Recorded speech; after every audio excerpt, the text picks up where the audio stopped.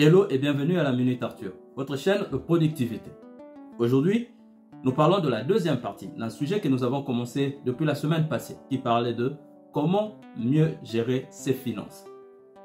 Nous avons vu que lorsqu'il s'agit de l'argent, nos émotions et nos expériences personnelles dictent beaucoup plus notre comportement que la technicité financière. C'est-à-dire, ce que nous faisons avec notre argent est beaucoup plus dicté par ce que nous avons vécu et comment nous nous sentons en ces moments-là.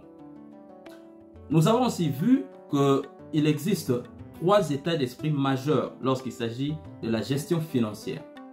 Le premier, c'est celui qui veut que tu puisses tout dépenser. Tout ce que tu gagnes, après tu dépenses. C'est l'état d'esprit d'un pauvre. Et le deuxième état d'esprit est celui d'une personne de la classe moyenne qui base tous ses avoirs sur le confort. Tout ce qu'il gagne, c'est pour maintenir un certain standing.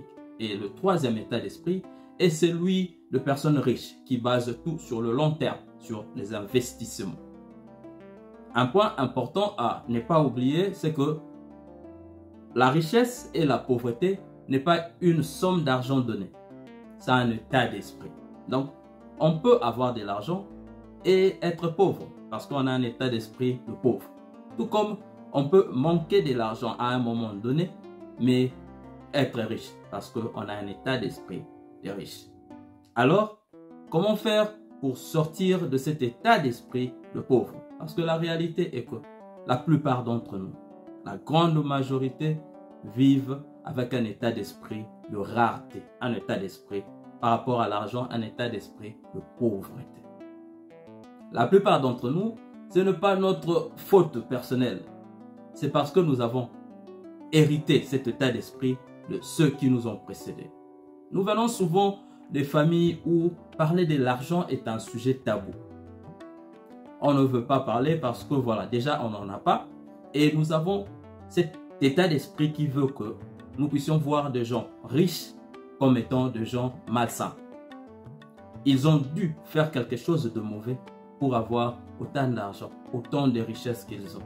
Et quand vous intériorisez cet état d'esprit, il est difficile pour vous d'avoir de l'argent.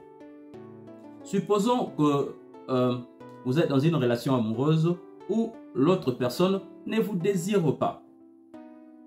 Elle a besoin de vous que très rarement, quand c'est vraiment urgent. Combien de temps pensez-vous rester dans une telle relation?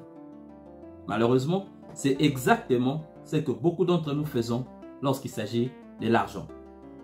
On dit avoir besoin d'argent. On dit vouloir avoir de l'argent, mais en réalité, tout ce que nous faisons va à l'encontre d'une personne qui veut avoir de l'argent. Pourquoi? Parce qu'on a un état d'esprit des pauvres qui veut que on est à l'aise lorsqu'on se plaint.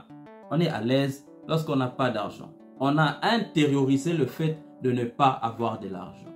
Et bien que dans la bouche, bien que dans nos bouches, nous disons vouloir de l'argent, mais nos comportements, notre façon de nous tenir et nos émotions dictent autre chose. Et lorsqu'il s'agit de la psychologie et de la réalité, la psychologie gagne toujours. Pourquoi? Parce que tout ce qui est visible, tout ce qui est réel maintenant a commencé par esprit. Tout ce que nous concevons, c'est ce que nous enfantons.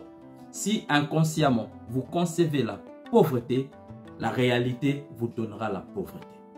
Pour sortir de cet état d'esprit, c'est un travail personnel. Personne d'autre ne viendra le faire pour vous. Dites-vous que vous méritez mieux. Dites-vous que vous méritez plus. Ne le dites pas qu'avec vos lèvres, mais intériorisez-les. Croyez en ce que vous dites. Parce que une commande sans émotion n'est qu'un souhait. Si vous voulez vraiment changer votre situation, prenez le contrôle. Et cela commence par accepter que vous êtes la personne qui mérite ce dont vous cherchez. Jusqu'à ce que vous serez en mesure d'accepter cela, ce que vous souhaitez avoir, vous ne l'aurez pas. Parce que la réalité, nous la créons. Et comment nous la créons? En devenant la personne qui peut attirer ce dont elle désire. les ressources sont inépuisables. Si vous voulez vraiment avoir ce que vous désirez, commencez par changer qui vous êtes. Et ne le faites pas qu'extérieurement. Commencez par changer à l'intérieur de vous. Devenez quelqu'un qui croit en ses rêves, quelqu'un qui croit à ce qu'il veut obtenir. Je sais que d'où tu viens, on t'a sûrement dit que l'argent était mauvais. Commence d'abord par changer cela. Non, l'argent n'est pas mauvais. L'argent est bien. Parce que cette envie, cet état d'esprit que tu as de toujours dépenser, c'est peut-être subconsciemment le fait de ne pas vouloir garder sur toi quelque chose que tu conçois être mauvais. Alors, commence par changer cela. L'argent n'est pas mauvais, l'argent est bien. Et c'est déjà un bon début pour toi pour accumuler beaucoup plus d'argent.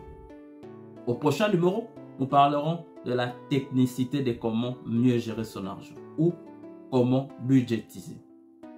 C'est tout pour moi aujourd'hui. Merci d'avoir suivi cette vidéo. En espérant que cette vidéo puisse bénir pour moi une personne. Si vous avez aimé la vidéo, ne partez pas sans avoir laissé un like.